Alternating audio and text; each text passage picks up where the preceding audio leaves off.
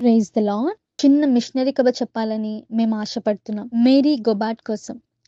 Mary గొబాట్ స్విట్జర్లాండ్కు చెందిన machinery మరియు ఎరుషలేం యొక్క అంగ్లికన్ మిషనరీ బిషప్స్ అనేక సంవత్సరముల పాటు సేవలందించిన రెవరెండ్ శామ్యుయల్ గొబాట్ యొక్క జీవిత భాగస్వామి. 1834వ సంవత్సరంలో వారిరువురికి వివాహం జరిగింది.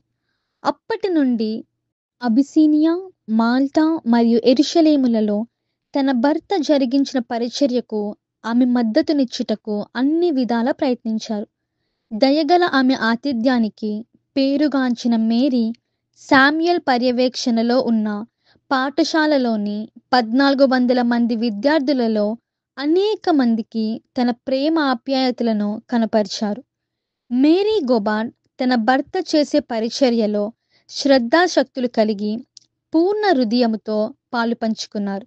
ఒకవైపు గృహములో అనేక విధులను మరియు చిన్నపిల్లలను కలిగి ఉన్న తన కుటుంబ బాధ్యతలను నెరవేర్చవలసి ఉన్నప్పటికీ అబిసీనియా మరియు ఎరుషలేములలో పరిచర్య యొక్క ప్రారంభ సంవత్సరాలలో ఆమె తన ప్రేమపూర్వక పరిచర్యలో ఎడతెగక మరియు అలుపెరగక ముందుకు సాగిపోయారు.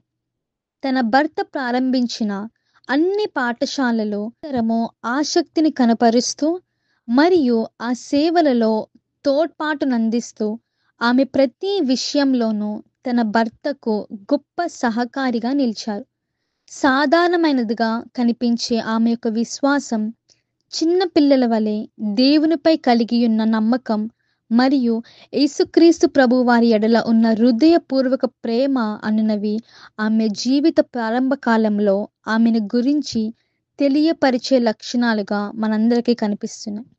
ఆ మిషనరీ దంపతులు అనారోగ్యమును, తమ బిడ్డల మరణాలను మరియు కష్టతరమైన ప్రయాణ పరిస్థితులను అనుభవించవలసి వచ్చినప్పటికీ దేవుని పిలుపుకు నమ్మకముగా జీవించారు. అన్ని విషయాలలో ఆమెకు మార్గనిర్దేశం చేస్తున్న నియమం ప్రేమ.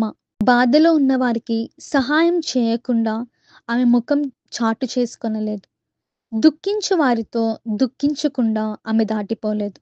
ఎవరైనా పాపం చేసినట్లు లేదా వెనుదిరిగి జారిపోయినట్లు తెలిస్తే వారి యొద్దకు వెళ్ళి వారి కొరకు ప్రార్థించకుండా తన అడుగులను వెనక్కు తీయలేదు.